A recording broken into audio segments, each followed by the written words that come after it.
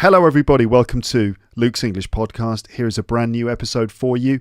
Hello listeners who are listening. Hello in podcast land. I hope everything is fine wherever you are. And also hello to video viewers, because this one is on video as well. There's a full version of this on YouTube. So hello to everyone. Now in this one we're going to do another text adventure story. This is the sort of story in which you can read text on the screen and then you choose different options as you go, and the story develops depending on the choices that you make. And you'll be able to see the text on the screen if you're watching the video version as I'm talking to you, so you can listen and read at the same time. That should be good for your English. I'll probably explain a few bits of vocabulary as we go through the story. If you are listening to this, as I expect most of you are in sort of audio land. So if you are just listening to this, you'll find the link to this story in the description. So if you like, you can listen and read with me at the same time. Stories are great for learning English, as we know, so let's do another one. So this story is available on textadventures.co.uk, which is a website that allows users to upload their own text adventure stories, and you can read them free. You don't have to sign in, you don't have to pay anything, it's all free. And the one we're going to do today is called Camp Stabby Whacker by Peter Carlson. I've done some of Peter Carlson's other stories on my podcast before. Long-term listeners will remember. Peter even emailed me once to say that this was okay. He heard the first one I did, which was Victorian Detective. He heard that, he liked it, so he gave me his blessing to do more of these. So I've done the Victorian Detective series. I also did Zombolocaust, the zombie survival story from a year or two ago. So here's another one. And as I said, link in the description for the story. Check the show notes, you'll find a link to the story. So you can feel free to click the link and do the adventure yourself if you like.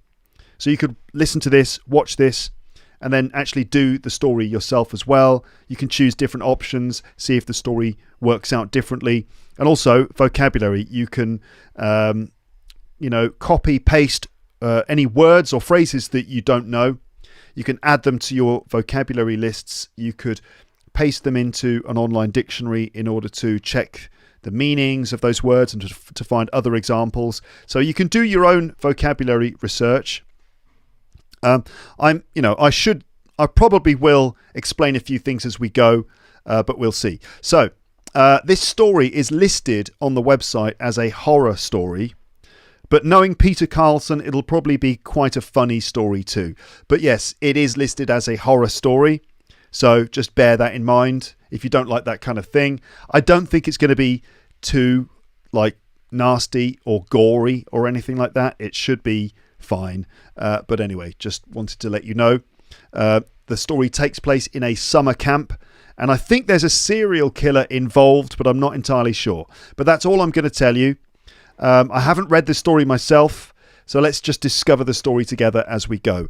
I will try to read it clearly, and I will explain some vocabulary as we continue. Probably. I'll try not to let vocabulary explanations interrupt the flow of the story though, because the flow of the story is maybe the most important thing, and with the context of the story that helps you to understand unknown words. But I'll explain some things, and then sometimes I will just try to focus on telling the story. I don't know how long this is going to take, but we'll see. Now, if you really need some things to be explained, as I said before, you can click the link, find the story, check those words in a good online dictionary. My favourite online dictionaries, English dictionaries, are Collins Dictionary, Cambridge Dictionary, Oxford Learners Dictionary, Longman Dictionary, and the Macmillan Dictionary. So if you just Google any of those things, you should find links to those different dictionaries, and you can use one of them or just use all of them and sort of check the different definitions and different examples that you find. So let's get started then, and we're going to have a look at Camp Stabby Whacker by Peter Carlson. The summary of this on textadventures.co.uk is this. High school is over, summer is here, time to find a summer job. Oh, Camp Stabby Whacker is hiring, what could go wrong?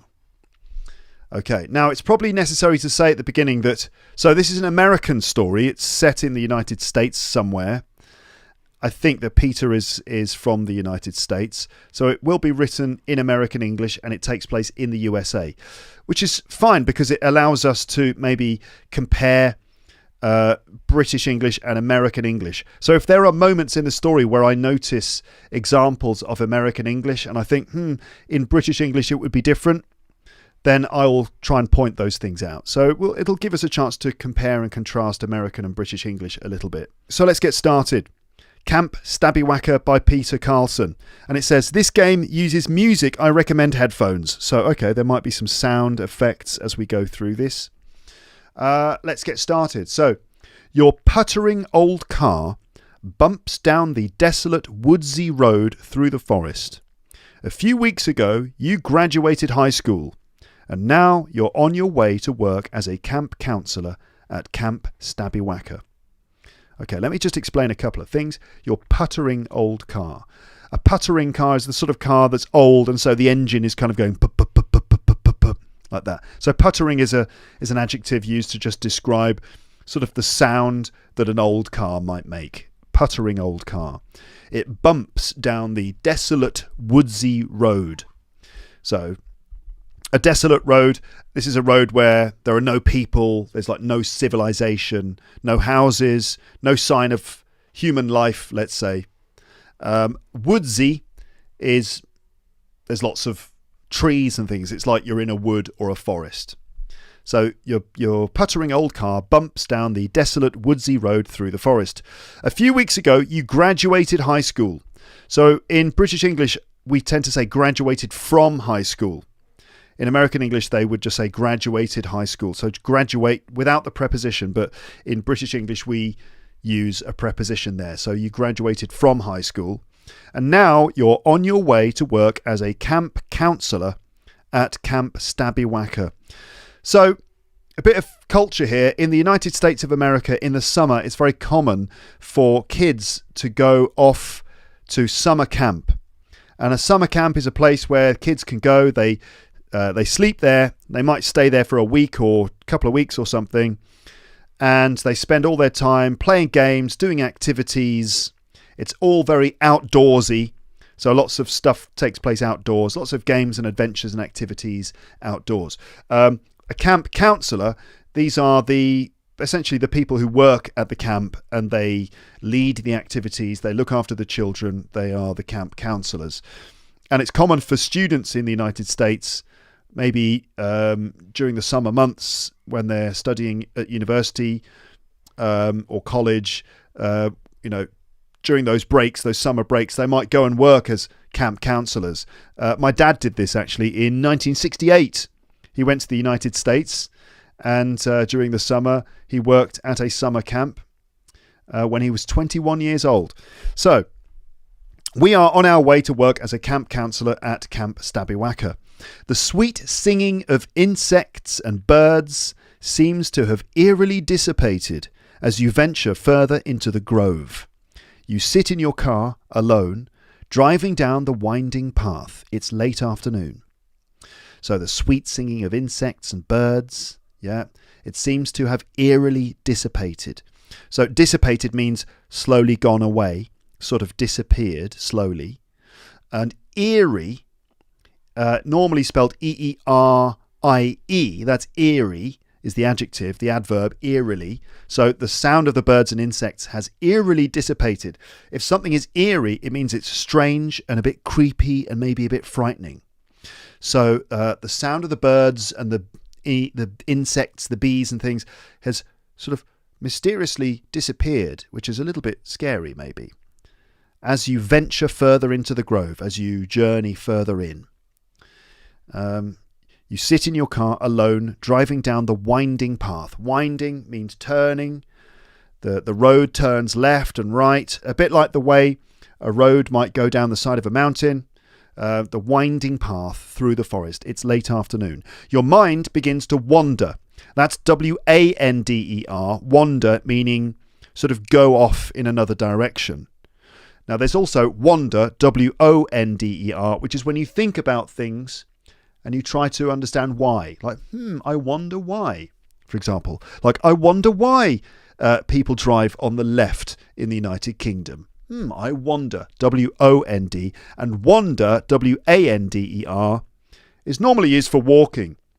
You know, for example, to wander around the city. But also your mind can wander, meaning your mind sort of goes for a walk and you start thinking about something else. So your mind begins to wander, W-A-N-D-E-R, and you begin thinking about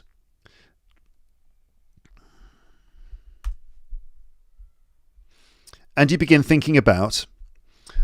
then we've got 4 options here. So you begin thinking about how much fun you'll have working with kids at the camp. You begin thinking about how much money you'll make working this summer. You begin thinking about your chances of hooking up with potentially hot co-workers, and the nagging feeling of nervousness in the back of your mind. So thinking about how much fun you'll have working with kids at the camp, that's easy to understand, how much money you'll make, your chances of hooking up with potentially hot co-workers.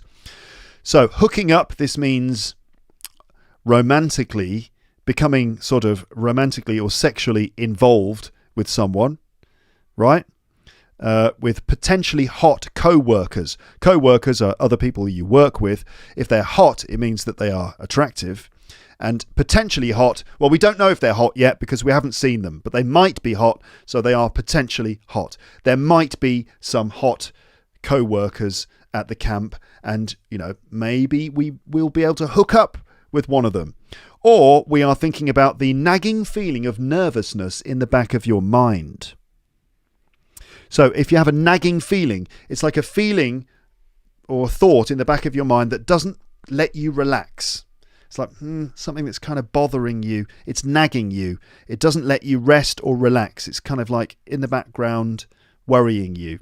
Also, we use nagging for, well, it's often used for when a wife is always bothering her husband. It's probably a bit of a sexist idea, but the idea that a wife is always nagging her husband. Like, why don't you do that? When are you going to do that? Here, stop doing that. That's nagging as well. But in this case, it's a nagging feeling of nervousness in the back of your mind. Like, something's not quite right.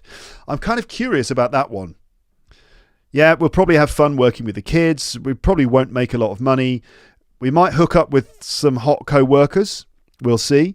But then the nagging feeling of nervousness, I'm curious about that. It says, you can't shake a feeling of uneasiness. Uneasiness is like an anxiety. Something doesn't feel right. You continue driving down the quiet road. So we've got some options. We can continue driving in silence. We can play our favourite CD, or we can turn on the radio. Let's turn on the radio. I'm a radio fan. Let's see what's going on. So, it says, you scroll through the hiss of radio static for a couple of minutes. So we kind of like go through the dial, you know, on one of those old-fashioned radios. You scroll through the hiss of radio static for a couple of minutes. Hiss is like shh. That would be hiss, like what you get on a radio. Before coming up on one of the few working channels in these woods. And then we hear this, what looks like a news report. Breaking news. Now, I'm going to do all of these in my British accent, basically. Just what's most natural to me. Breaking news. Redgate prisoner Charles Akron, convicted murderer of 8 people over the last 3 years, has escaped custody mere weeks before his death sentence was to be carried out. Please be on the lookout for a... So that's obviously the radio report sort of fades out at that point.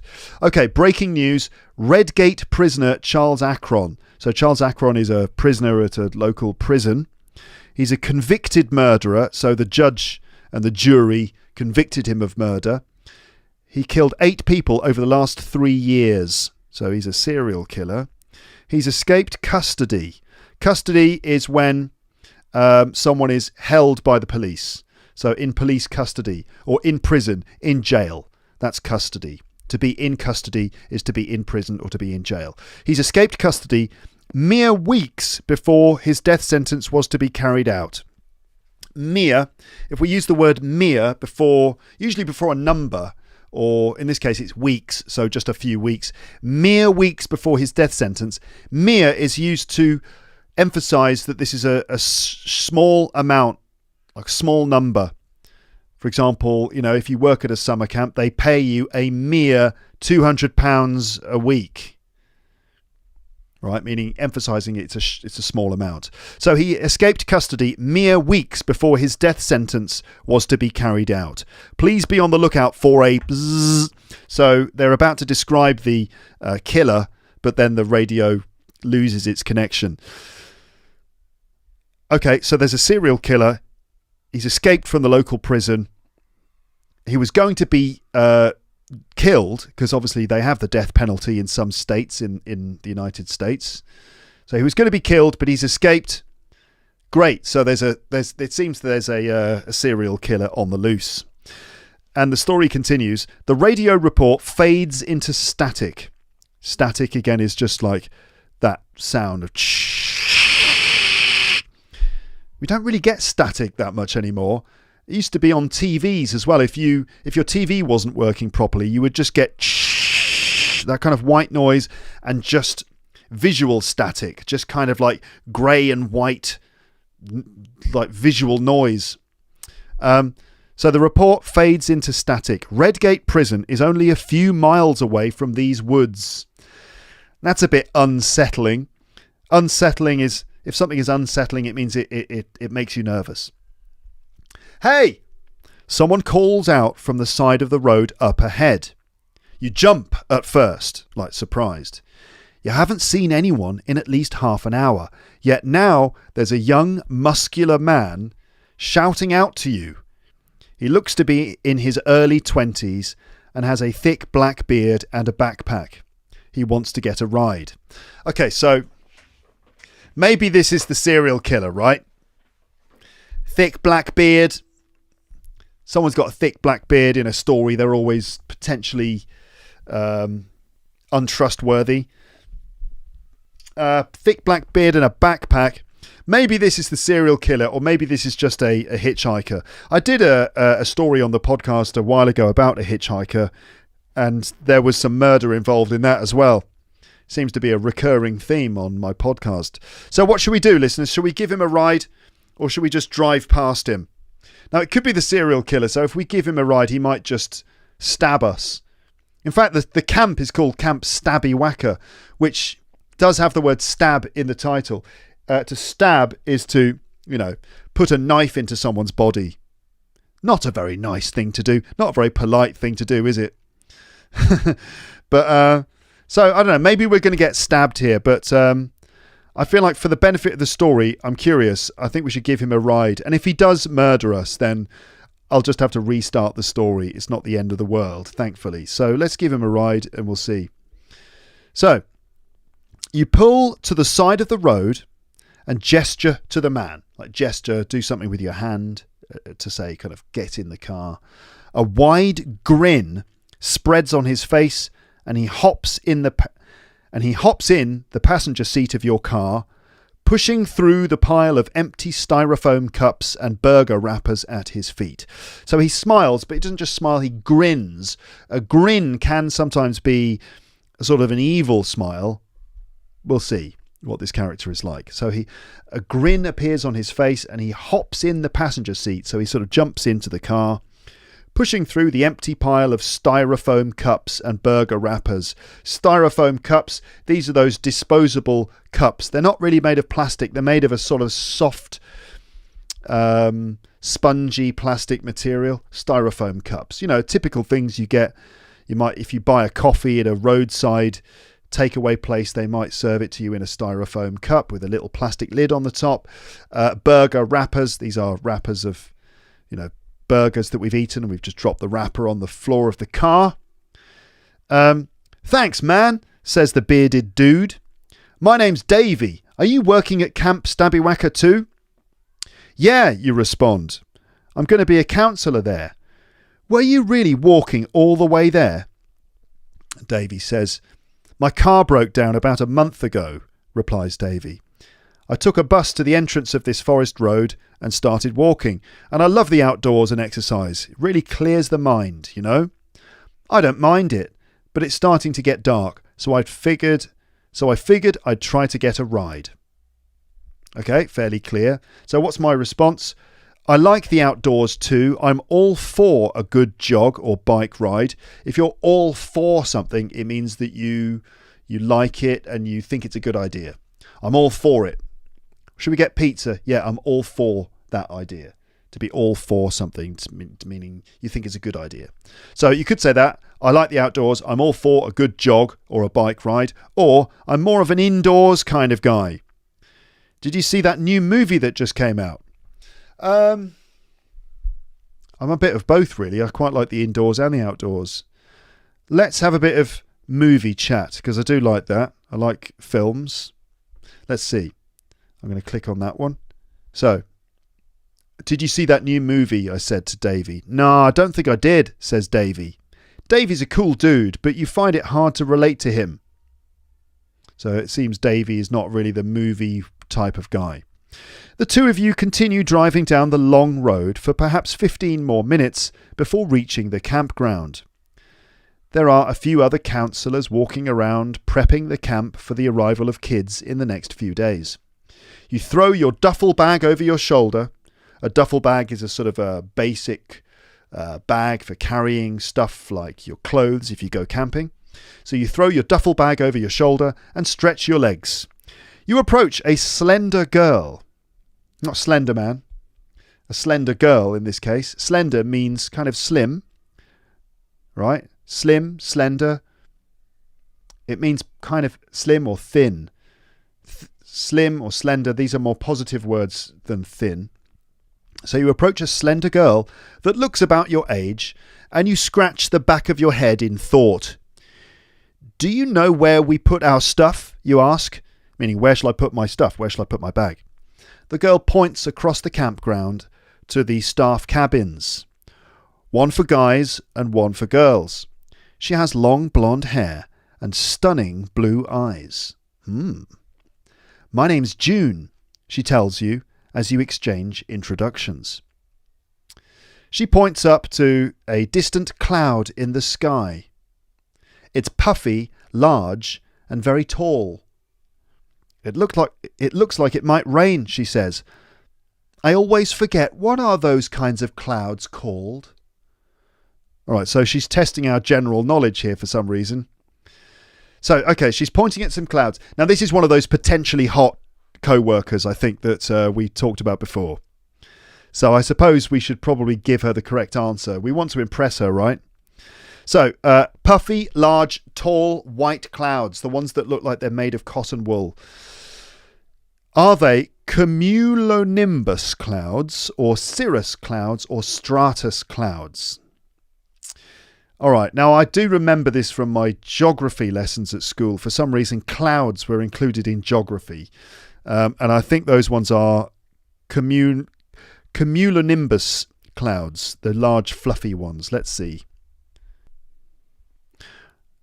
It's difficult to say. Cumulonimbus.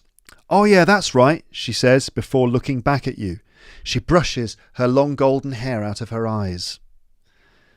So what are we going to do now, everybody? So here are the options. We can tell a joke, or we can say, you know, you're very beautiful. So which side of the bunk bed do you want? You're very beautiful. Which side of the bunk bed do you want? As if to say, hey, we're going to sleep together, baby. Which side of the bed do you want to sleep on? Or, so what do you like to do? Trying to make conversation. Or, should we just go and put our stuff away in the cabin? Now, we probably should flirt with her in some way, but I don't think we should say, so which side of the bed do you want to sleep on? Because that is just creepy and terrible. So what do you like to do? To be honest, I don't think either of those three options, like tell a joke, just randomly tell a joke, could be dangerous, could be risky. I don't think we're going to suggest that we sleep together immediately. It's not a good idea. She won't respond to that. What do you like to do? It's a pretty clunky chat up line. Or should we just go and put our stuff away? Now, that might be a good idea, actually, because if we go in too hard and start chatting her up immediately, she might get defensive. It might be a good idea instead to just be respectful and unassuming and go and put the bag in the cabin. And, you know, now that we've met her, next time we see her, we can go up to her and sort of say, oh, hi, how's it going? You know, and it's probably a better idea. But then tell a joke is one of the options. And this is me, isn't it? I cannot help myself. I can't help telling cheesy jokes. So I feel compelled to click that one. This is probably a terrible idea, but I'm going to do it anyway. So let's do that. But which joke shall we tell? Okay, so we've got 3 jokes. 3 possible jokes. We've got the one about the snail. We've got the one about the whales, you know, those large mammals that live in the ocean. Or the one about the child molester. A child molester is someone who sexually abuses children. So there's no way I'm going to tell that joke. That is a terrible idea. Some horrible joke about a child molester. No. So it's either about a snail or about whales. What's the difference? I'm going to go for the whales. I prefer whales as animals. So let's have that. So why are we doing this? This is so stupid. You just go up to a girl and you say, oh, do you know where we put our stuff? Oh, yeah, just over there. And then she says, what are those clouds called? Now, fair enough, that's a bit of a weird tangent. What are those clouds? Cumulonimbus. And then you say, so there are these 2 whales. This is a terrible idea, but I'm going to do it. So there's these 2 whales, you begin. They come up to a boat in the middle of the ocean.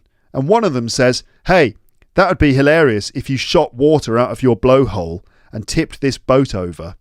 So, you know, whales have got a blowhole on the top of their body and they blow the water out of it. So it would be hilarious if you shot water out of your blowhole and tipped this boat over. Made the boat tip over. So the second whale shoots out some water and the boat flips over. The boat flips over. Sailors are crashing through the waves. And the first whale says, hey, you should totally eat those sailors. To which the second whale replies, whoa, whoa, whoa. I was okay with the blowjob, but I'm not trying to swallow the semen too. Oh, God. Oh, dear. It's a terrible, terrible, cheesy sexual joke. I was okay with the blowjob, meaning blowing water out of my blowhole, but I'm not trying to swallow the semen too. So seamen, S-E-A-M-E-N, these are men who work on the sea, like sailors, but also seamen, S-E-M-E-N,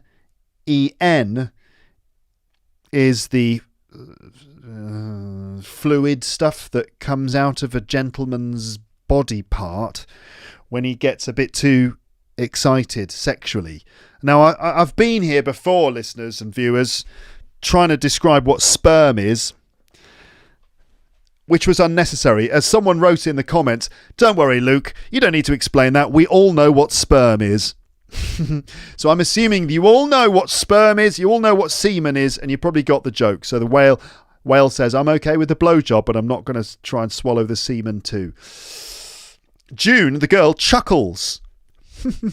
She chuckles and gives you a friendly slap on the arm. Oh, you. And she says, don't tell that one to the kids, okay?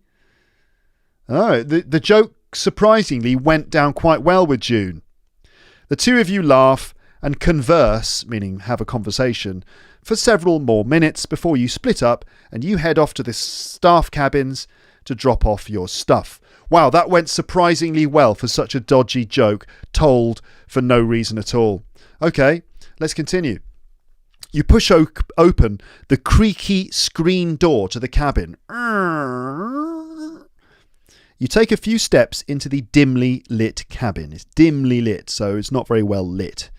You're standing in a main room with 4 unsanitary cots. A cot is a kind of bed, normally a baby would sleep in a cot, but I suppose in a summer camp, in a cabin, you probably have cots, which are like basic little beds in a wooden cabin. Unsanitary means not very clean. So you're standing in a main room with 4 unsanitary cots and 4 sort of dirty looking beds.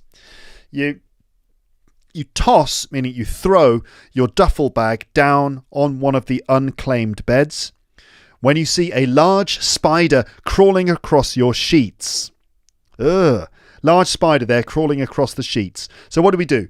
Should we squish it or squash it, or should we jump away? Whoa. Okay. Now this is the United States. They do have poisonous spiders over there. Now, I think we should probably squish it, right? Because we don't want that spider crawling around in bed while we're sleeping and biting our toes. So I think we're going to squish it. Sorry, spider fans. So you fearlessly take your shoe off and slam it onto the spider, splattering it into a gooey mass. Gooey means describes the consistency. It's like gooey is like wet and a bit sticky. You splat it into a gooey mass. You brush the deceased arachnid, spider, off of your stuff when you catch a moving shadow in the corner of your eye. So I would actually say you're brushing the deceased arachnid off when you catch a moving shadow in the corner of your eye. So just from the side of your vision, you can see a shadow moving. We know from horror movies that that's never a good sign. So you turn around to see a guy about your age, complete with a curly head of messy brown hair, socks and sandals.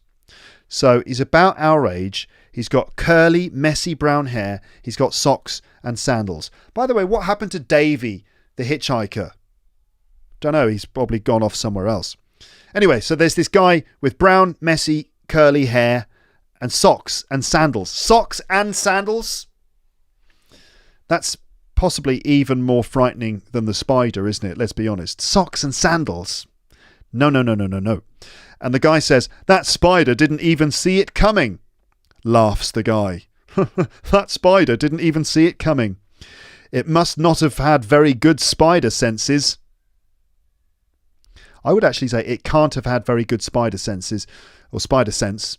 You know, Spider-Man's got spider sense. He's like, he can sense when something's going to happen. And then he says, my name's DC. Well, Dougie Carter. But everyone calls me DC. You talk to the lanky dude for a few minutes. So lanky, if someone is lanky, it means they're tall. You talk to the lanky dude for a few minutes. So what do we say? Do we say this? You ever notice how you never see a spider lying out? I would say lying down. But here we've got, you ever notice how you never see a spider laying out relaxed, legs stretched out?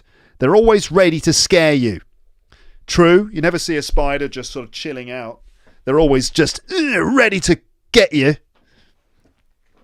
Or you say, I think that was a brown recluse. I don't know if there's a joke there or if that's like the type of spider.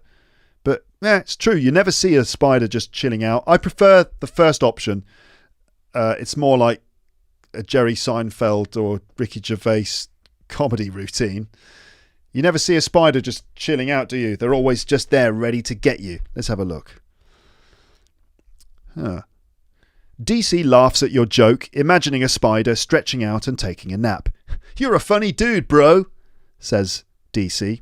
He throws on a plaid hoodie. That's plaid means checked. You know, like those Scottish patterns. Check.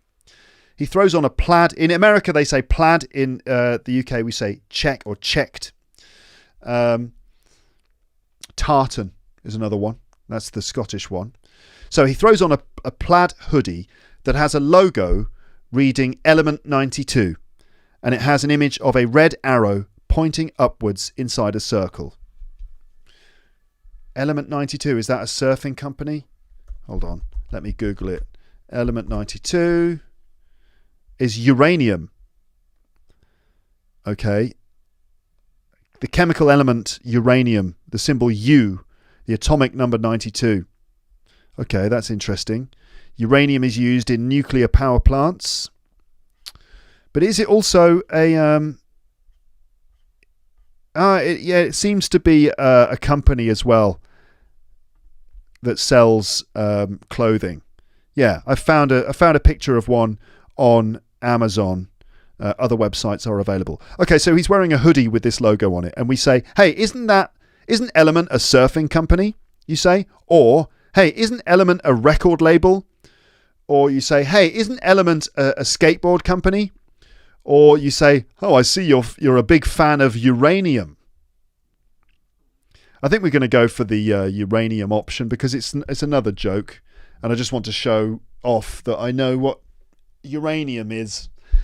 So he's got Element 92. I see you're a big fan of uranium. Let's choose that one. DC laughs. Yeah, very clever, bro. Good old atomic number 92. So we're bonding with DC with jokes. The two of you laugh together for a few minutes before you both head out for a staff meeting. The evening sun is near setting now. So the evening sun is has almost set. It's almost setting. Is near setting. I would say that's American English. To be near setting, I would say almost setting. You're gathered with 7 other people, including your boss, Mrs. Ernest, a tall black woman with short curly hair and a perpetual frown. A frown is when you have a serious look on your face. Okay, so it's a staff meeting of camp counsellors with Mrs. Ernest, who looks like our boss. Let's see. Okay, so other than her, you recognise Davy, June and DC, but there are 3 other young counsellors that you haven't met yet.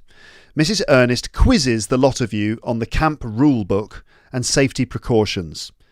She turns to you. What is the most important thing about Camp Stabbywacker, she asks. And we've got 4 options. So is it this? The kids should learn and build character. Or the kids should explore and adventure. Or the safety of the kids. Or is it this? The kids should have fun and make friends. Well, I mean, obviously the kids should learn, build character, explore, have adventures, have fun and make friends. But I think it's got to be the safety of the kids first, right? Safety first. I'm going to go for that. The safety of the kids, you say. Very good, replies Mrs. Ernest. That is the main priority. If we'd been a bit more conscious of safety a few years ago, we would never have had the incident. Ooh, incident? What incident is this? You and the rest of the group continue going over the camp manuals. These are the books, the guide, the books of rules, until the sun sets. The sun rises in the morning and sets in the evening. So we keep looking at the camp manuals until the sun sets. Finally, Mrs. Ernest wraps up her lecture. She finishes her lecture and brings out a cooler of old hamburgers and chips. A cooler would probably be a box, a cool box that you keep food in, a sort of refrigerated box. She heads back to her personal cabin and lets you all enjoy a late dinner. Okay.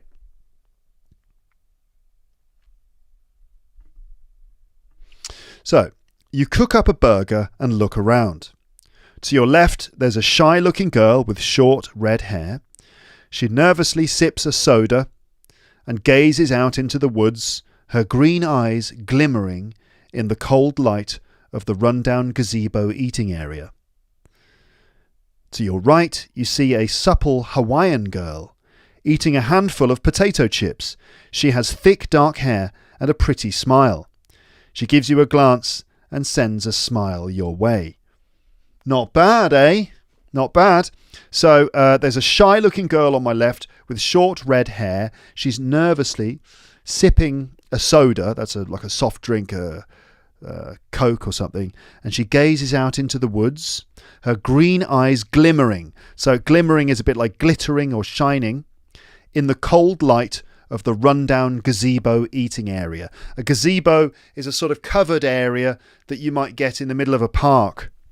It's maybe like a bandstand, when they have a band playing in a park, they would do it under the gazebo. So she's in the gazebo eating area, a covered area. It's kind of outdoors, but with a roof on the top. So she's there. It's run down, means it's in poor condition. So it's sort of maybe a little old, maybe a bit damaged. So she's there sipping her soda in the gazebo. And to your right, you see a supple Hawaiian girl. If someone is supple, it means that they're in good shape, physically in good shape, and probably quite flexible, quite strong. Let's have a look at what Colin says about the word supple here. Okay, supple. So a supple object or material bends or changes shape easily without cracking or breaking. Flexible. A supple person can move and bend their body very easily. I don't know how we know that the girl is supple just by looking at her, but anyway, you could say that's quite an appealing description. So you see a supple Hawaiian girl eating a handful of potato chips. She has thick dark hair and a pretty smile. She gives you a glance and sends a smile your way. So she smiles at you. So who should we sit with? The redhead on the left or the Hawaiian girl on the right? Well, that smile and the thick dark hair and the supple physique of the Hawaiian girl, I think that's going to win here. Although the redhead sounds appealing as well. Let's see. Actually, before I click on this, what about this incident? Let me just go back to that. So something about the safety of the kids. A couple of years ago, there was an incident. So I wonder what happened. I don't know if this is going to be important, but we'll see. Anyway, we're now going to sit with this nice-looking Hawaiian girl on my right. You introduce yourself to the slender girl. Another slender girl. I'm Lai, she tells you, but can we be sure she's telling the truth? Did you get the joke? Her name is Lai, but it's spelt Lilailai. I'm Lai, she tells you, as you take a seat on the bench beside her. The two of you laugh and chat for a few minutes. She ends up asking you, what activity do you want to run here at the camp? So we've got exploring the forest, swimming, arts and crafts, or campfire stories. Well, let's go for campfire stories. I mean, this is Luke's English podcast after all. Campfire stories, you say? Oh, that's cool, says Lai. She doesn't seem genuinely interested. So she's like, oh, that's cool. Doesn't seem to care that much. Hey, where's DC? Asks June from across the gazebo. You look around, but DC is gone. Who cares? Says the final man you haven't been introduced to. He's a tall, muscular man with a short, dark crew cut and dark eyes. Doesn't sound very nice. He's a tall, muscular man with a short, dark crew cut. A crew cut is a very, very short haircut, like the haircut that guys get when they go in the army. That's a crew cut. So he's got a short, dark crew cut and dark eyes. Bruce is such a jerk, mutters Lai. A jerk. It's an American English word. It's like an idiot. Bruce is such a jerk, mutters Lai. You look out into the campground and see a shadow coming towards the gazebo. Who is that? So it's kind of dark, so there's a shadow coming towards the gazebo. Who is it? Hey guys! It's just DC carrying a cooler, another one of those boxes. It's really starting to get dark out now as he drags the cooler to the centre of the group. Everyone begins introducing themselves and you take mental note of all the names and faces. So there's June, who is the calm, blue-eyed blonde. There's DC, who is the chill skater bro. There's Davey, who is the outdoorsy beard guy we picked up in the car. There's Lai, the Hawaiian hottie. There's Kim, who is the redhead shy girl, and there's Bruce, who is the dickish jock.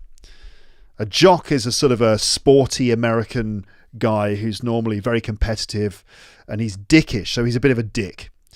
Who wants a beer? Asks DC as he cracks open the cooler. He looks over to you. Thirsty? So what do? Take a drink or decline the offer? Well, come on, we're at the summer camp. He's offered us a beer. Let's take a drink. So we take a drink. You kick back and relax with your fellow young adults. DC, Bruce and Lili drink with you, while June, Davy and Kim politely decline. DC walks over to the fire pit and starts throwing together some sticks. He pulls out his lighter and starts a small campfire. Everyone begins wandering over to the flames as they grow. Who do you sit next to? June, DC, Davy, Lili, Kim or Bruce? I'd be up for sitting with anyone except Bruce. But I have to say, I'm rather interested in sitting next to one of these girls. We haven't met Kim yet. The shy-looking ginger girl. Let's sit next to her.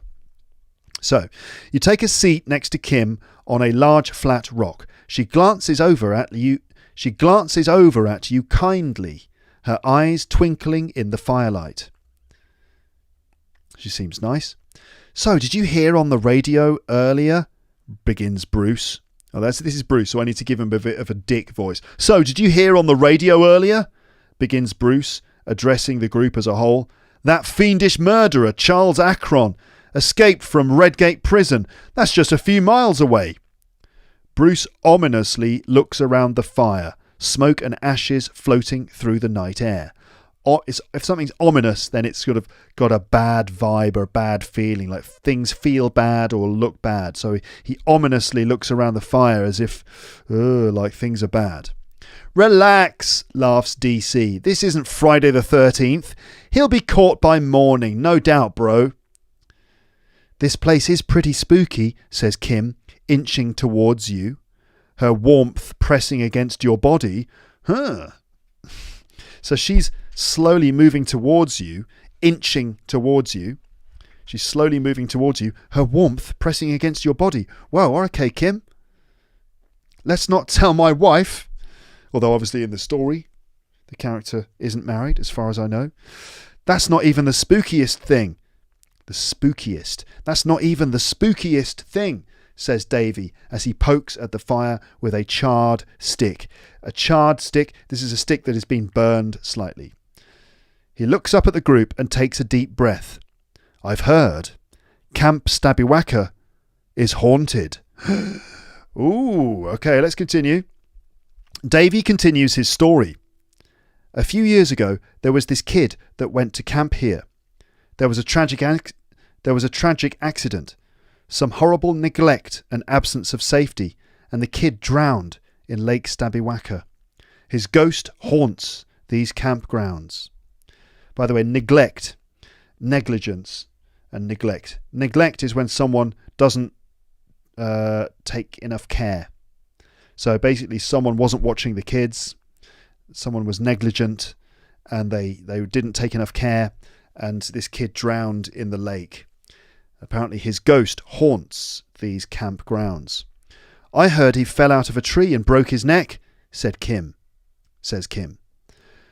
No, he was stung by a bee and had a fatal allergic reaction, argues Bruce. Well, whatever it was, there was a terrible tragedy in which a camper died, says Davy. His spirit is angry and vengeful. Oh dear. We've got an angry and vengeful ghost of a child that died on the camp. And it's surprising that the camp is still going. Normally, if something like this happens, the camp just closes. But anyway. Oh, creepy noises. So that's the end of Act 1. Small talk. So, depending on your choices and interactions with your co-workers, you've developed characteristics and built different relationships with them. Oh, interesting. So, my character type is that I'm a level 2 for reckless, level 4 for cautious, a level 5 for carefree, and a level 2 for thoughtful. So I am quite...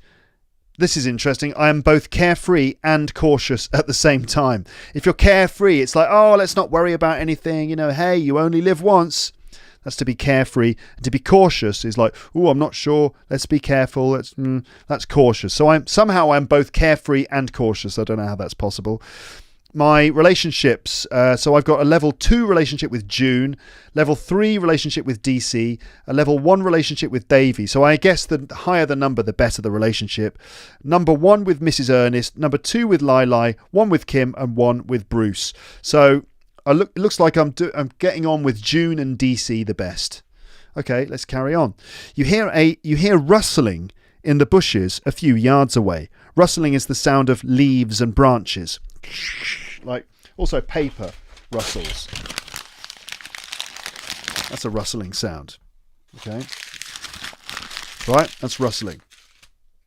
So you hear rustling in the bushes a few yards away. Davy and Bruce glance over to the woods. Must be an animal. Raccoon, maybe, says Davy. Bruce stands up. Maybe not, he says. So what should we do? Should we investigate the noise, or should we stay back and analyse the situation? So this is one of the fun things about being outdoors. You've got a campfire going, you're having some beers, telling scary stories, and then you hear some noise. I think we should go and investigate the noise and see what happens. Come on. You stand up, pick up a stick, and wander over to the bushes alongside Bruce and Davy. What is it? Asks Kim nervously.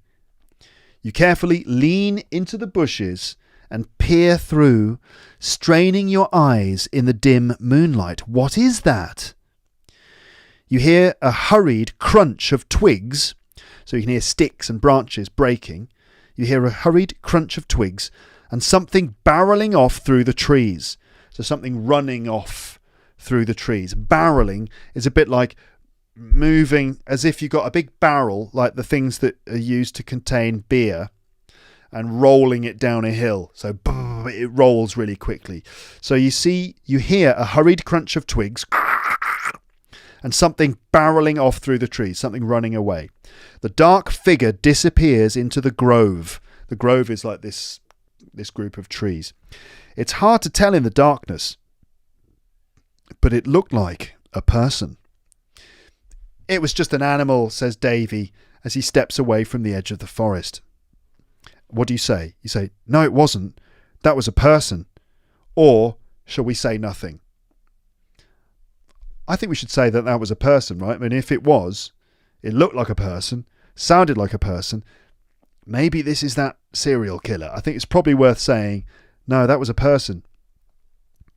No, it wasn't. That was a person, you say. There's a unanimous gasp from the group around the campfire. Unanimous means everyone. It's done by everyone. So everyone goes, Davy looks at you quizzically. Quizzically meaning confused and like, what?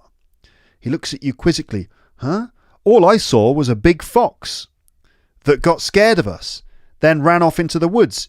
You're going to freak everyone out if you say stuff like that. Bruce steps up. I saw him too, he barks. Someone's out there, watching us. Ooh, is it the ghost? Or is it the serial killer? Or is it something else? Let's see. Kim stands up and takes a nervous step away from the woods. I'm going back to the cabin. Will someone come with me? Her voice cracks as she speaks. Will someone come with me? Davy volunteers. I'll walk you back there, he says. I was meaning to get something out of my bag anyway. So what should we do? Should we go with them or should we stay with everyone else? I think we should stay with everyone else. Davy's all right. He seems like a cool guy. He's the skater guy. He's probably trustworthy. We'll let him go. And we're going to stay here. I don't suppose any of these people could be the serial killer, right? I mean, we don't necessarily know who they all are. I don't suppose Davy, who seems like this cool, chilled out skater, could actually be the serial killer. I suppose we'd identify him. I think he's probably okay. We're going to stay with everyone else. Anyway, Jane, I seem to be getting on quite well with Jane, so, I think we'll stick around. You watch as Kim and Davy disappear into the darkness. Ooh, ghost story time, laughs Lili. Seriously, says DC. Oh, wait a minute, I've just realised Davy is not the skater, he's the guy with the beard. Could be the killer. Maybe Kim's gonna... Maybe Kim is about to meet a sticky end. If you know what I mean. So, oh, ghost story time, says Lili. Seriously, says DC, after all that weirdness? Kim's on the verge of tears because she's so scared. Yeah, but she just left, says Lili. I love a good scare. Lili turns to you and smiles. I bet you have a good ghost story, am I right? Let's hear it. So which one should we tell? The one about the hook hand guy, the one about the alien abduction, or don't tell a ghost story? Well, of course I'm going to tell a ghost story. I love ghost stories as well. I mean, I probably shouldn't, considering it doesn't really seem to be the right time, considering there's a serial killer on the loose. And Kim is not feeling very good, but I can't resist a good scary story. I think I know the one about the hook hand guy. I've actually told that story on the podcast before. Alien abduction. I'm actually going to go for the hook hand guy just to see if it's the one I think it is. Whoa, that gave me a shock. Did you hear that? Did you hear that scream? That was on the podcast, folks. Okay, that wasn't in the real world. Before you can begin your story, you hear an ear-splitting scream. Now, that definitely made me jump. Did it make you jump as well? Sorry about that, listeners. Anyway, so, where were we? So, what the hell was that? Says DC. He stands up, looking out towards where Kim and Davy went. That came from the staff cabins. June stands up as well. We have to go and see what happened. Bruce remains seated and chuckles. he goes, Davy probably just came on too strong. I wouldn't want to be a cock block. Oh, Bruce. So, if someone comes on too strong, it means that they are... So he's assuming that Davy tried to seduce Kim, or that he tried to make a move on Kim. But if you come on too strong, it's like you are too direct. So maybe he tried to kiss her or something like that, or something else, and she screamed. I mean, if that's the case, then we definitely need to step in, don't we? But Bruce is like, I'm not going to go. I don't want to be a cock block. A cock block, this is quite a crude expression. If you cock blocking is when you prevent a man from getting it on with a girl in some way. You just stop it happening. Cock blocking, it's called. So a look of disgust spreads across June's face. That's not funny, Bruce. It sounds like someone's hurt. Seriously? Bruce laughs. That girl Kim is so on edge. I bet she just saw a bat and lost her mind. Don't waste your time. So I think we need to go and investigate the scream. We're not just going to ignore it. We're going to go and investigate, right? Because either Davy has done something that he shouldn't have done, in which case we need to definitely go in and stop it, or Kim has been genuinely hurt. Let's go and investigate. You go with June and DC towards the staff cabins to check out the scream. There's a woman approaching you in the moonlight. It's Kim. What happened? Asks June. He killed Davy. Kim hisses through tears. Someone came out of the woods and stabbed Davy in the stomach. Let's try to remain calm, says DC, who's clearly beginning to freak out as well. Okay, everyone, just try and stay calm. You hurry back to the campfire to warn the others. Oh my God, Davy. Oh, another scream.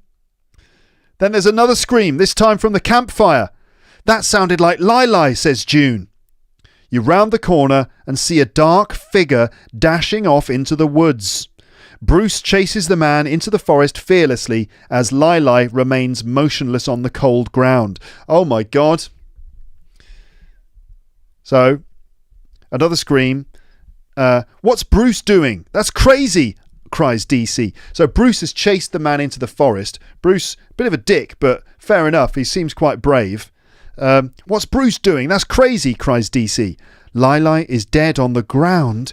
Her throat is slit and her blood soaking into the earth. Wow.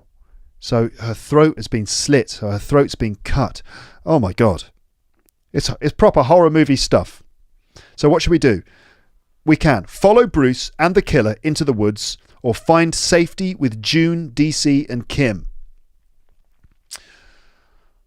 Follow Bruce or protect the others. I think we're going to try and find some safety with June and Kim and DC. I think we should. That's probably the wise thing to do. Right? That's probably what you should do. If there's a killer, you should try and escape. You should try and hide. That's what we're going to do. The four of you retreat from the scene and regroup. You'll need to work together to stay alive. This is end of Act 2, First Blood. So depending on your choices and interactions, blah, blah, blah. So here's our character type. We are reckless, level 5 for reckless, level 6 for cautious, level 7 for carefree. If you're reckless, by the way, it means you take decisions without really thinking them through carefully. You just make quick decisions without really being careful. It's a bit like careless. Let's see what Colin says about reckless. I'm pretty sure I'm right, but if you say someone is reckless, you mean that they act in a way which shows that they do not care about danger, or they do not care about the effect their behaviour will have on other people. So it's kind of careless, wild, rash, irresponsible. That's reckless, okay? So we are level 5 for reckless, level 6 for cautious. Again, I don't know how you can be both cautious and reckless at the same time. Level 7 for carefree. Carefree is like when you're cool and you don't worry about things too much. And number 2 for thoughtful. I thought I was a bit more thoughtful than that, but anyway. Relationships, we've got a level 3 relationship with June, level 4 with DC, and 1 with Kim, 1 with Mrs. Ernest. Bruce is missing, but we've got a level 3 relationship with him. Davy is dead, and Lili is also dead. DC seems to be our closest friend, followed by June and Bruce now as well. Okay, let's continue. So it's me, June, DC, Kim, Bruce, and Mrs. Ernest as well. Don't forget her. So let's continue. We should get as far away from this camp as possible, says DC. If we're fast and lucky, maybe we can get to the parking lot before that butcher finds us. Parking lot in the UK is a car park. And when he says that butcher, he doesn't literally mean a butcher, someone who sells meat. But a butcher is someone who's been butchering people rather than butchering meat. So it means someone who's been, violently attacking people with a knife. We should get to the parking lot before the butcher finds us. But what about Mrs. Ernest, says June. We'd be leaving her to die. Plus, if we get to Mrs. Ernest, we can use her landline to call for help. Landline is a telephone, not a mobile, but a normal conventional telephone. All I know is all our cell phones have no service out in these stupid woods. So we can't call for the police. And even if we could, it would take them way too long to get here at the rate this is going. The administrative cabin is totally the other direction than the parking lot. That's a suicide mission. Kim is practically frozen in fear and has no comment. So what should we do? Get to the parking lot and escape and get out of here. Go to the administrative cabin and warn Mrs. Ernest, or say nothing. What are we going to do? Are we going to protect Mrs. Ernest? Or just get to the parking lot and get out of here? We're going to go back and warn Mrs. Ernest. We don't leave anyone behind. Let's go.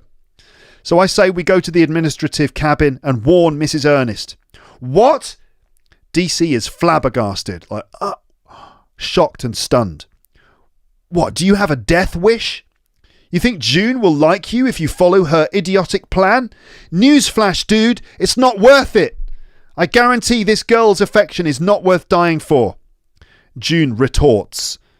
You're being such a jerk right now, DC. You're heartless. Well, I'll literally have my heart removed by a serial killer if I stay at this camp much longer, he says. Mrs. Ernest needs our help. Let's continue. The four of you make your way across the campground towards the administrative cabin. You gaze out at Lake Stabiwaka as you run along the shore, moonlight reflecting off the tranquil surface. It looks like that storm cloud June saw earlier is rolling in. Drops of rain begin pattering down, infrequently but in growing numbers. You're nearing the cabin now, so it's starting to rain. Oh, scary music. Scary music. In the distance, you see a hulking figure approaching you. Hulking means large, basically like the Hulk from the movies. A hulking figure approaching you. He grips a shovel. This is like a spade, something you use to dig in the ground. He grips a shovel, and in the moonlight, you see that he has a thick black beard and dark coat. Oh dear. Is this Davy? Is Davy the serial killer? Kim screams and DC begins backing away in fear. The man is about 50 yards away, lumbering across the campground in the pale light, sort of moving, sort of clumsily and like that. June looks at the man, then at you. Come on, let's go, she cries to you. You look over at the small shed on the shore of the lake. Surely there's an oar or knife or some other tool that can be used as a weapon in there. You could run in, grab something and fight. Time is running out. So, do we run away or do we find a weapon and fight? Well, you know, what you should do in this situation is run away. But since this is supposed to be an exciting story on Luke's English podcast, we're going to find a weapon and we're going to fight. An oar, by the way, is a thing that you use in a boat to move the boat through the water. Made of wood, the oar dips into the water and you pull the boat through the water using the oars. So an oar, a knife or some other tool. We're going to find a weapon and fight. Come on, let's have it. You run over to the shed and throw the door open. Let's get out of here, cries DC. The man is getting closer. You emerge from the shed wielding a heavy oar. Now or never, you run at the hulking man and attack, swinging desperately at his massive body. I don't think this is Davy. The man grapples with you, dropping his shovel and managing to push you away and knock the oar out of your hands. What are you doing? He growls, his voice deep and guttural. I'll have you fired, you freak! Fired? You're breathing heavily, your heart nearly exploding out of your chest. Fired? Fired, you cough. Do you trust this giant of a man?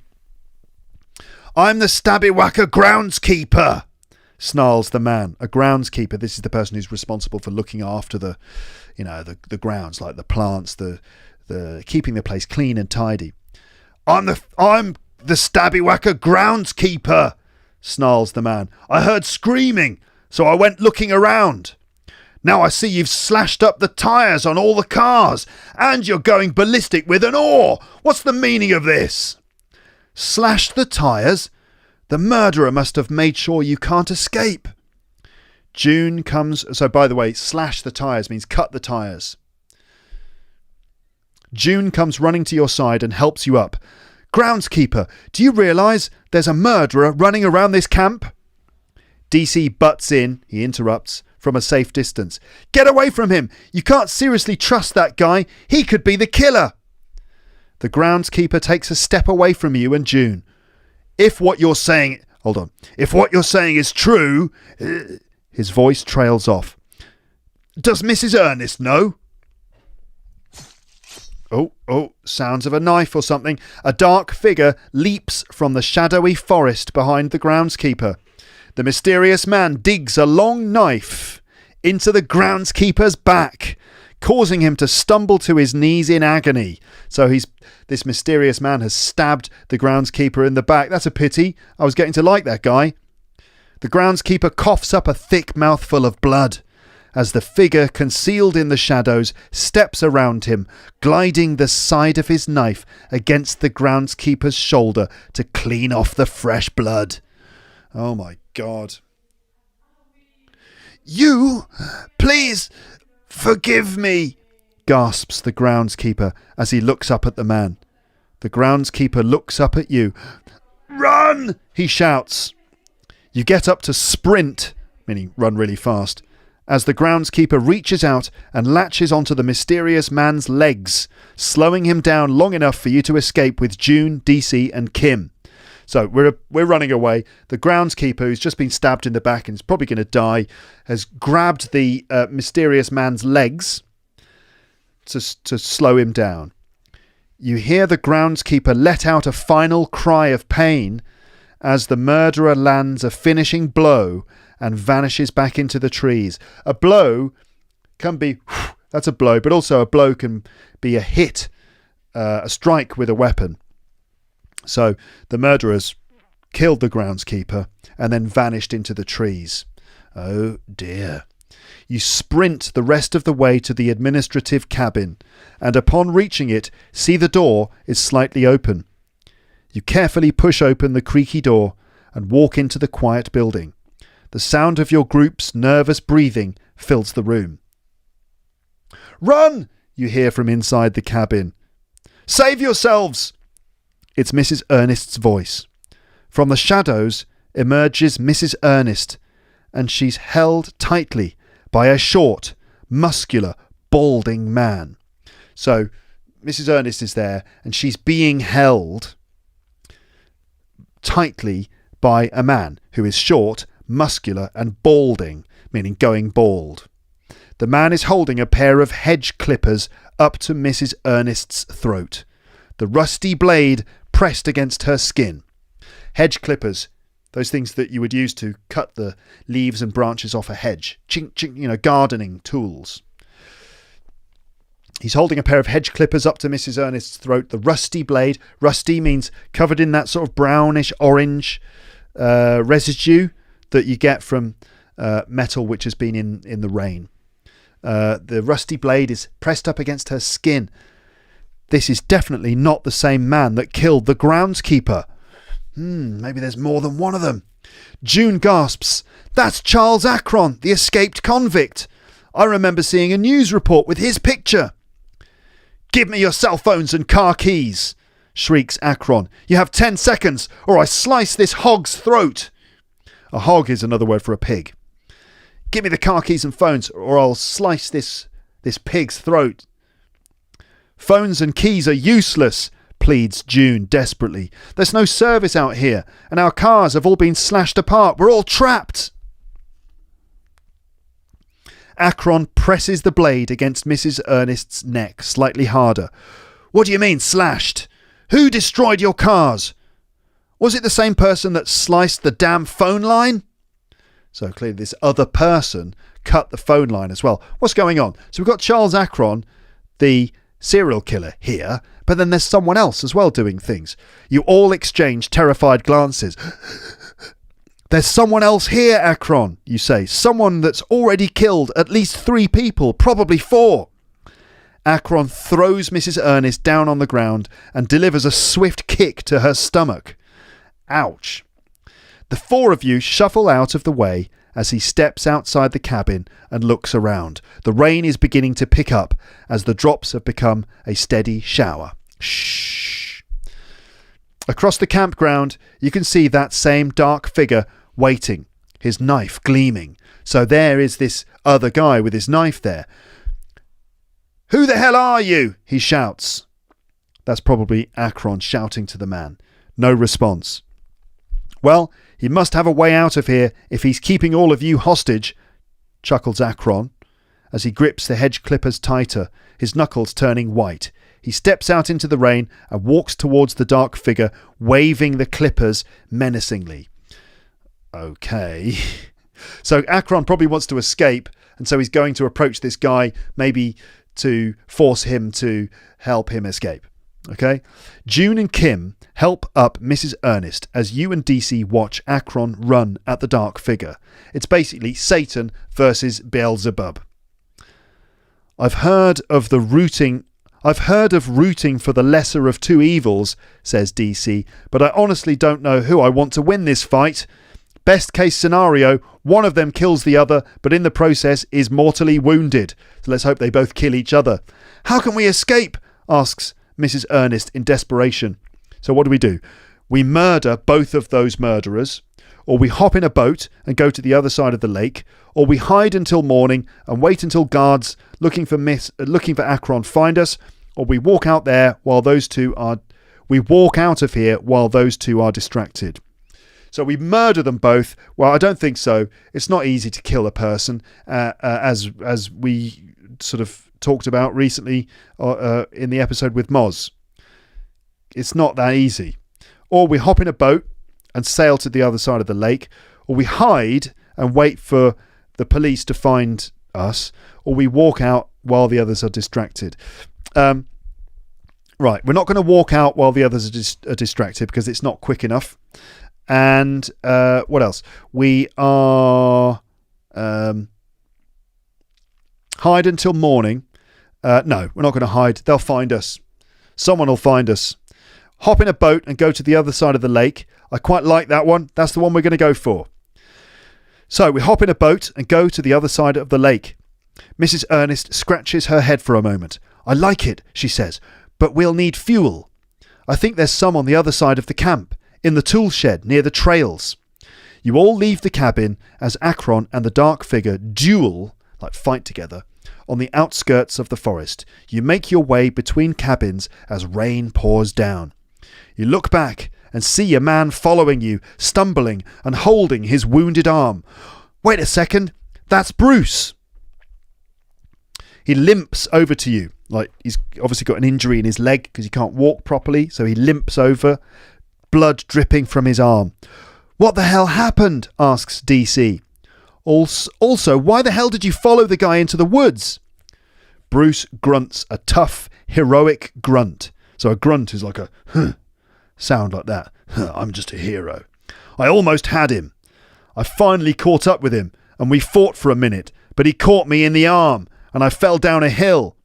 He must have thought I died, but I dragged myself out of there. Damn.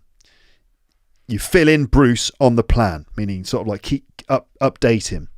Sounds good, he says, though I'm still down to kill that guy. I got a good look at him while we were fighting. He had red hair and a long scar across his jaw. Mrs. Ernest's mouth falls open. Oh my God, she gasps. That's little Jim Reed's father. Jim Reed? Asks DC. So she said, that's little Jim Reed's father. That's the boy that died here a few years ago. The tragic accident. His father blamed the camp, she says. He must be getting revenge. Oh God, so the father of the boy who died at the camp is coming for revenge. Of course. All right. Right, that's the end of Act 3. The enemy of my enemy is still my enemy, but I hope they fight each other. So I am reckless. I'm cautious. I'm carefree. I'm not very thoughtful, apparently. My best relationship is with June. And I'm on a level 3 relationship with Bruce and DC. Charles Akron, he's going to kill me. And Davy and Lili and the groundskeeper are all dead. Wonderful, he said sarcastically. So, the tool shed is up ahead. You run to the door and find a padlock is holding it secure. Mrs. Ernest, where's the key? You ask. She digs through her pockets, then her eyes wide open. No, she digs through her pockets and then her eyes open wide. I must have given the key to Akron when he made me give him my phone and car keys. She stumbles over as if punched in the stomach and winded. Oh, I'm sorry, I didn't even realise. Bruce walks over to the shed. We don't have time to go back. We can break it open. He plants a hard kick on the wooden door. So he kicks the door open. Okay, so we are at the tool shed to try and find fuel for the boat so we can escape across the lake. The two killers are fighting with each other. Bruce kicks the door down. Whoomp, whoomp, whoomp. You hear something rolling behind you, bouncing across the soggy ground like a heavy ball. You turn round and peer out into the dark rain and then look down at your feet. It's the severed head of Charles Akron. Oh my God. So Charles Acheron, the serial killer, has had his head chopped off, and this other attacker has thrown the head towards us. I don't know why I'm laughing. It's horrible. Whoa, lightning and thunder. There's a burst of lightning, and you can see the dark figure now illuminated, complete with red hair and a long scar on his jaw, about 30 yards away. He spins the long knife between his fingers as he stares at you. And then crunch! Bruce kicks in the battered door, opening up the tool shed. The group explodes into panic as they too see the mysterious red-haired man. "Grab the fuel!" cries Bruce as he reaches into the shed and pulls out a saw from the shelf with his good arm. Oh, God. A saw is the thing that you use to cut wood. Right? He charges towards the man in a blind fury. If you're in a fury, it means you're in an angry rage. He runs towards the guy with the saw, with a saw, not a sword, but with a saw in his hand. June, DC and Kim sprint into the shed and start looking for the fuel. Mrs. Ernest is frozen in fear. "I'm sorry," is all she can muster. If you can muster something, it means you can get the courage to do it. It's all she can manage. Sorry that she lost the shed key. Sorry that she brought you all here. And sorry that she let little Jim Reed die. "It was an accident," she says. So what do? Help Bruce fight the red-haired man, or help look for fuel. I don't really fancy running towards this guy who's just chopped off the head of a serial killer. The serial killer. I don't really fancy that. I mean, maybe that's a bit pathetic, but I don't want to get my head chopped off. Fair enough, right? Let's look for fuel so we can escape. You run into the shed with June, DC and Kim. Outside, you can hear Bruce fighting as you throw garden tools around looking for the fuel. "Found it!" you cry as you pull out an old metal canister from under a shelf. You can hear the gasoline swishing around inside. In America, they call it gasoline. In the UK, we call it petrol. You run outside when an idea hits you. "DC, do you still have that lighter?" You think back to the campfire. Pang!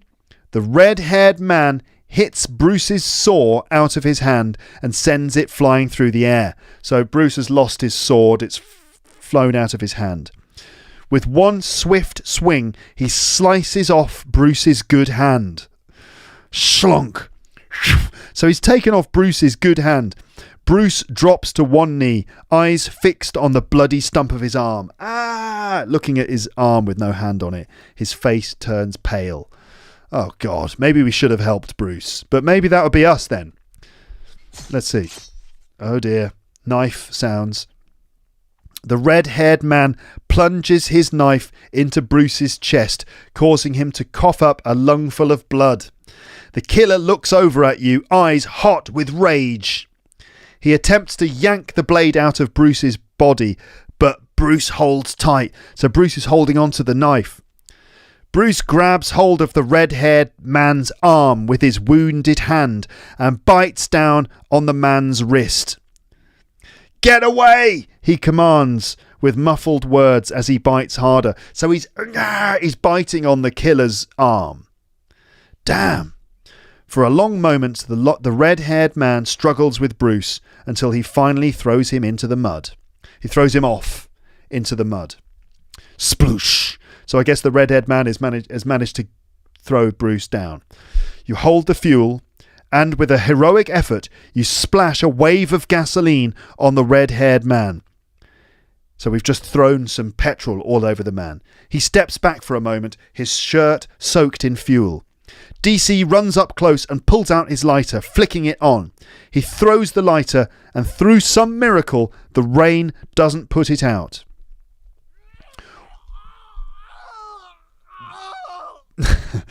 In a blazing explosion, the man erupts into flames as the gasoline ignites. He cries out in agony and runs off into the woods, crashing down a hill and plummeting into the darkness. We did it, stutters Kim, a visible wave of relief flooding over her. Haven't you ever seen a scary movie? Says DC. He's not dead, not yet. He'll be back any second. We still have to get out of here. We have a little bit of fuel left. Let's go. June rushes over to Bruce's body. He's gasping for shallow breaths. There's no E at the end of breaths. Losing way too much blood, way too fast. She rips off her shirt and wraps it around the stump of his arm to slow the bleeding. Damn. Quick, she shouts. Get the medical kit from the tool shed. I think I saw one in there. You dart into the tool shed and look around. On one wall, there's a medical kit, and on the other, an axe. You hear rustling in the woods through the heavy rainfall. So, do we grab the medical kit to save Bruce's life, or we grab the axe? What if the killer is coming back already? Oh, God. Decisions, eh? Life is full of these decisions. Are we going to get the axe or save Bruce's life? We've got to save Bruce's life. I don't know why we can't grab both. But anyway, we're going to save Bruce's life first. So, you snatch up the medical kit off the wall and rush outside to June. She starts hurriedly wrapping up Bruce's wounds. Good work, she breathes and hugs you tightly. Oh. Bruce raises his weak hand and points behind you. He can barely speak, but he coughs. Look out! Maybe I should have got the axe. Oh dear. Uh-oh. Oh no! The red-haired man, badly burnt and fuming with anger, barrels out of the woods, swinging his knife wildly. He catches June in the back with the blade as she jumps out to save you. June saved my life. Oh my God. And she got stabbed in the process. No! Oh, I thought I was in with a chance there. Oh dear. June collapses to the ground, a grisly knife wound in her back. Grisly meaning nasty, horrible knife wound. You fall backwards as the man stands over you. He raises his knife high above his head, but before he can strike, you grab a handful of mud and throw it up into his eyes. He squints and stumbles backwards, vulnerable and blinded for a moment in which you grab Bruce's saw off the ground and spin around, slashing the red-haired man's neck. Blood spurts out as he crumples to the ground, grabbing at his throat desperately and fruitlessly. Like that. Horrible death. He rolls on his back, writhing in agony, like moving in a lot of pain, for a moment before perishing in the rain. Perishing, that's another word for dying. So, wow, it looks like we killed him by slashing his throat with the saw. There's a unanimous sigh of relief from the group. The group? That's me, DC. Is Bruce still alive? Is June alive? I don't know. Mrs. Ernest as well. Mrs. Ernest and Kim as well, yeah. Mrs. Ernest runs past you, grabs the medical kit and starts patching up June. She's breathing quickly and nervously. I can't feel my legs, she whimpers, tears welling in her eyes. Oh no, it's sad. Has she been paralysed? Kim runs up to you and hugs you tight. You saved us all. Yeah, all in a day's work for Luke from Luke's English Podcast. She looks up at you, eyes twinkling in the moonlight, rain wetting her short red hair, biting her lip. This slender girl leans in to kiss you. I didn't expect this. So what should we do? Kiss Kim or pull away from Kim? So the only reason you pull away from Kim is because, well, maybe you fancy June and you think that you've got a chance with her. And if Kim kisses you, then, but then again, June might have lost all sense in her legs. Oh, I don't know. I mean, if she's going to kiss me, who am I to stop her? I'll kiss her back. Come on. Your lips meet passionately as rain pours down around you, her warmth contrasting with the cool night air. Not the most romantic, seeing as there's a severed head, a dying teenager, and a dead murderer within a few yards, but still a much-needed cathartic release. Okay, what a roller coaster this story is. Oh no! You gasp in pain, falling away from Kim abruptly. What? Looking down in confusion, you see a switchblade sticking out of your stomach, tightly gripped by Kim's slender hand. What? She yanks the blade out of you, ripping through your organs and sending you toppling backwards. What on earth? What's going on? How had you not seen it? She was the one that killed Davy. She had been alone with him when he died. Why was she spared? It never occurred to you that Davy and Lili were killed almost at the same time. The red-haired man couldn't have been at both ends of the camp at once. That did strike me, but I just thought it was like Peter Carlson's writing style, to be honest.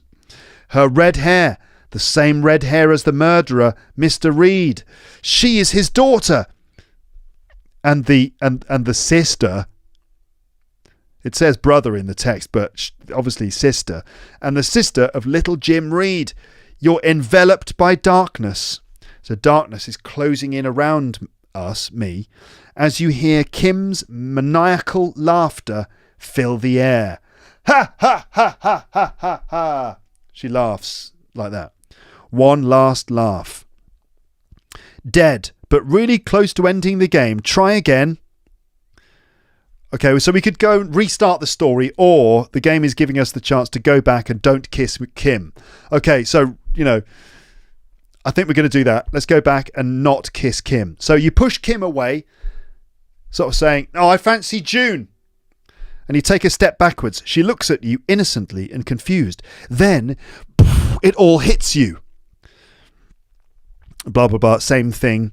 You've worked out she is the sister of little Jim Reed. You look down and she's holding a switchblade, extended and ready to cut. She swishes the knife at you, but you jump away, the blade slicing through your wet shirt. You wrestle the knife out of Kim's hand and throw her down. With the help of DC, you restrain her and then tie her up with rope from the tool shed. Wow. The next morning. So you'd gotten very little sleep that night. So in American English, it's gotten. But in English, British English, get, got, gotten, and British English, get, got. So gotten is the past participle of get in American English, but it's just got in British English. So you'd gotten, or you'd got very little sleep that night. The sun is rising, the storm having passed a few hours ago. As a group, you decided that you and DC would go out and try to find help, while June and Mrs. Ernest stayed with Bruce and Kim. Either guards looking for Charles Akron will find you, or you'll make it to a main road and get to the nearest town. You and DC wander down the wet dirt road out of Camp Stabbywacker. Dude, laughs DC, you know what really sucks about everything that happened? Now June can't even look at us without thinking about some horrible tragedy. Cock-blocked by a serial killer. The nerve of that guy. You laugh and joke with him while you walk. Hey, did you hear that one about the guy with the dead body? Asks DC. Now that's, by the way, listeners, that's how you announce that you're about to tell a joke. Did you hear the one about the blah, blah, blah? Did you hear the one about the guy with the dead body? Asks DC. He got home and his wife was dead in his backyard, just sprawled on the grass. The damn dog must have dug her up again. What? Hey, did you hear the one about the guy with the dead body? Asks DC. He got home and his wife was dead in his backyard, just sprawled on the grass. The damn dog must have dug her up again. The end. Wait a minute. That's a very weird ending. What's going on? That's terrible. Is that some sort of joke? Did you hear about the joke? Did you hear about the story of the guy with the dead body? He got home and his wife was dead in his backyard, just sprawled on the grass. Okay, so I suppose it's like a little horror story in a couple of sentences. A guy got home and found his wife dead, sprawled on the grass. And you're thinking, oh no, someone killed his wife. And the next line, the damn dog must have dug her up again.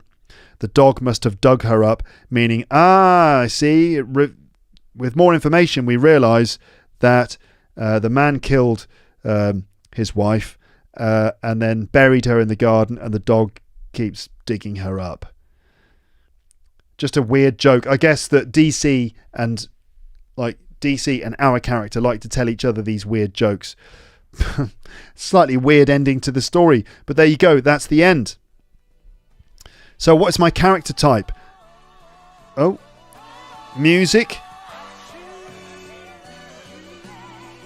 Alright, I can't play the music, otherwise we'll get blocked on YouTube. So, we are reckless, 8 points. Cautious, 7 points. Carefree, 8 points. So, sorry, these character type things don't make any sense to me, but apparently I'm reckless, cautious and carefree and slightly thoughtful. And my best relationship at the end is with DC, who turns out to be our friend. So there's some musical credits. Mostly they're just sound effects. There's a song at the beginning which we didn't hear, which is Sure Thing by Miguel. The violins were from Psycho, the movie. Ching, ching, ching, ching. And then we heard the instrumental to the International Players Anthem by UGK. So a few musical credits there. So, listeners, there you go. That was Camp Stabby-Wacker, a rip-roaring horror adventure with a very strange ending, with like a weird joke at the end, which I didn't understand either. But there you go. All right. So quite a lot of vocabulary to pick up from that. Now, you could have just enjoyed this as a story. Hopefully you did enjoy it as a story. But also you could see it as a way to pick up English, of course. So, as I said before, you could go back through the story yourself, make your own choices, see if that makes a difference to the story, and, grab some vocab from there and add it to your probably ever-growing vocabulary list. That is all for this episode of Luke's English Podcast. Thank you very much for listening. Thank you very much for watching. If you are watching this on YouTube, don't forget to like and subscribe. Smash the like button, or slash the like button maybe in this case. And I will speak to you on the podcast very, very soon. If you're watching the video, if you're still watching the video, if you're still alive and you're not just a skeleton in front of a computer, then check out my podcast, right? I mean, I don't know if you listen to it, but you can get Luke's English Podcast on all the major platforms. And I've been doing this for about 13 years, and it's going all right. People seem to like it. A lot of people seem to learn English with it. So that's good, isn't it? All right. Have a lovely afternoon, morning, evening, night, or whatever it is. I'm now going to eat this little pot of pineapple chunks. Listeners, I've got a pot of pineapple chunks that's been sitting on the table in front of me this entire time. And I've been every now and then looking at it going, oh, God, I'd love to eat some pineapple. So I'm now going to eat some pineapple and carry on with my life. And I recommend that you do the same thing. I mean, not necessarily eat the pineapple, but at least carry on with your normal life. Okay? Let me know what you thought of this story, how ridiculous it was, and all that sort of thing. And I will speak to you on the podcast soon. But for now, it's just time to say goodbye. Bye, bye, bye, bye, bye, bye, bye.